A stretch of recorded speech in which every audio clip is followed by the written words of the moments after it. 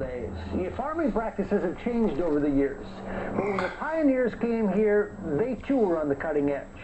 Rich Kronfeld takes us back a very unique look at what was. It was another era, another time.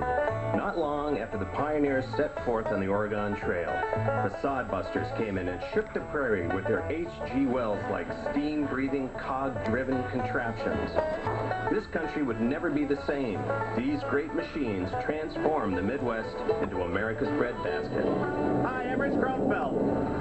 We're here at the Pioneer Power Show in southern Minnesota, where they have on display all kinds of vintage farming machines, tractors, and threshing machines.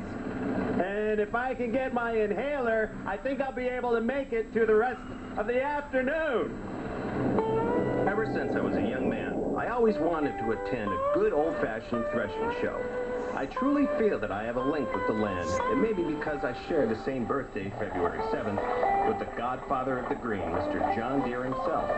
Or it just may be because I've always loved the feel of the rich soil on my bare feet. I noticed that you steer it through a joystick. Today in LeSueur County in southern Minnesota, with my personal agro-expert tour guide, Dave Irie, I get to experience a taste of the pre-microwave Midwest.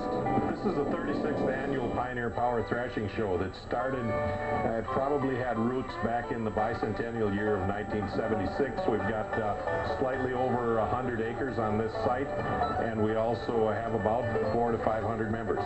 Looks like they're really enjoying it. They all look like they're really having a ton of, like a great time. This is a great hobby. Dave and I started our day by watching one of the greatest parades I've ever seen. It was nothing but tractors. Tractors of every kind. Big and small, short and tall, steam-powered, diesel-powered, ones which drove by themselves. There were all types.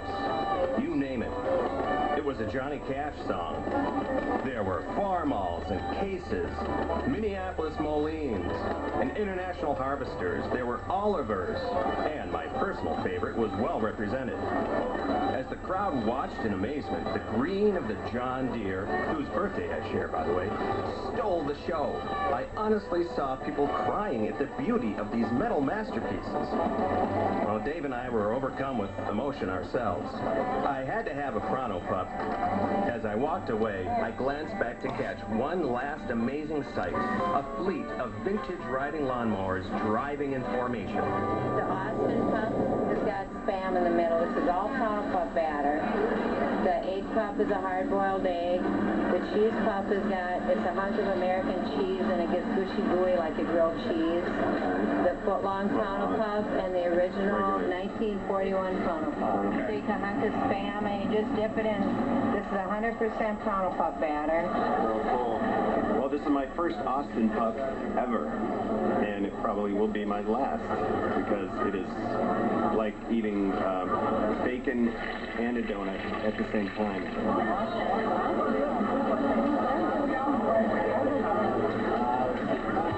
After lunch, Dave and I decided to venture into the wondrous land of fossilized earth-moving equipment. We're on a 1947 International Harvester TD18 dozer.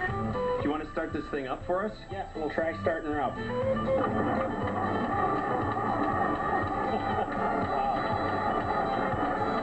Listen to that. There was something magical about wandering the grounds of this Pioneer Power Show. The vintage agro eye candy was almost too much to comprehend. It was Mayberry meets the Waltons.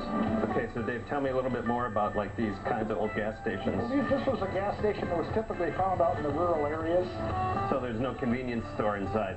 No convenience store inside. How about those hot dog rollers that they have? No hot dog roller? No, I don't think so. Hot dog rolling machines with 3-year-old hot dogs on them? No, I don't think they did that then. After a vintage bottle of 7-Up, it was time to check out Clark Vandermeer's 1912 Case Steamer. What did they use this primarily for? This was Case's general purpose engine. It was used for a lot of belt work, stump pulling, road grading, that kind of thing. Threshing machines, sawmills. This tractor is sort of like the MySpace, and then the gas or diesel power is kind of like the Twitter, like the technology of the time. Yes, in modern day terms, that would be correct. The steam engines replaced the horse, and the gas tractors replaced the steam engine. What was there before horses? People. People. You did it by hand. Well, everybody asks me how you start a steam engine, and we start it with a key. That's the key. One-time use only. So Clark, can we go on a little ride on this thing? We sure can. Okay. Could I pull the whistle? Yes, you got a can. whistle, right? Yep. Is this it here? That's that one there. All right. Give her a good pull. And what kid doesn't dream of riding 4 miles per hour in a 100-year-old steam-powered sodbuster? For the next 15 minutes, this century-old case transported me back to simpler times. Back to the days of Teddy Roosevelt and the Wright brothers. How I long to work the farm again.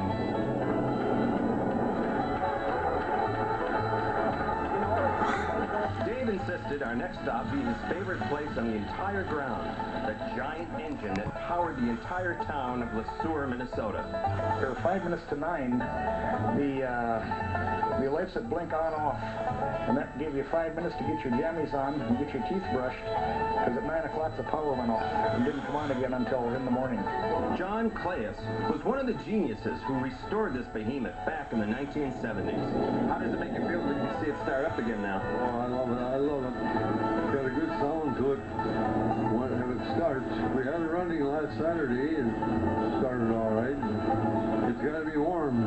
And with those words, it was time to power the old girl up again. With a pull of a switch and the turning of some knobs and some silent coaxing, the old cougar started to purr again. And to the amazement of the bystanders, the powerhouse again cranked with energy. Enough to, in today's standards, power a coffee maker.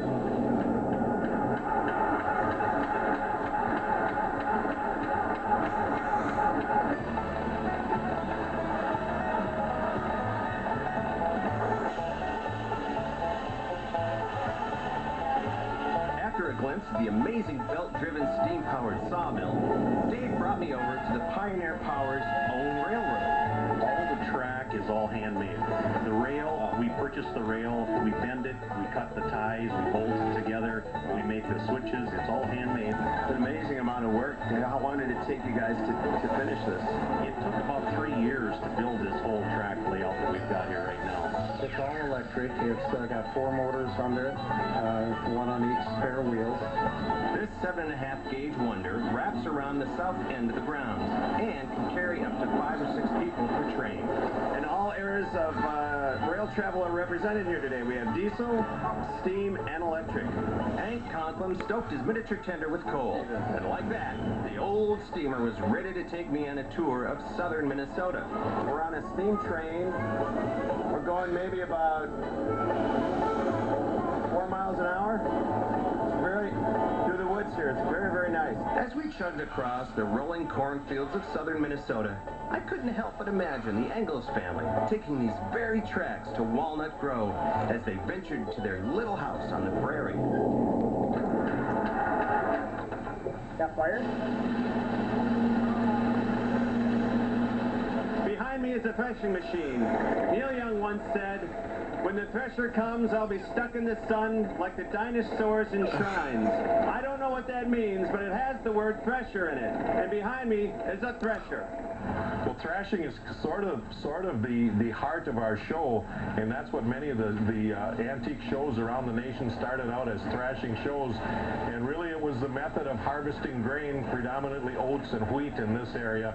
These guys are threshing now. They're putting the hay bales. They're tied together with twine, and those blades at the top cut the twine to separate the individual stalks. This is the finished product here in my hand. These are the wheat berries that were separated from the stalks. It was the perfect way to end a perfect day. I found myself unable to walk away from the Case 9000 threshing machine. This day brought me back to the earth and the days when the prairie was being converted to America's breadbasket. As the sun set on the 9000, I found a comfortable hay bale and quietly fell asleep. When we come back and lace up the shoes, fasten the chin straps, it's time to play some real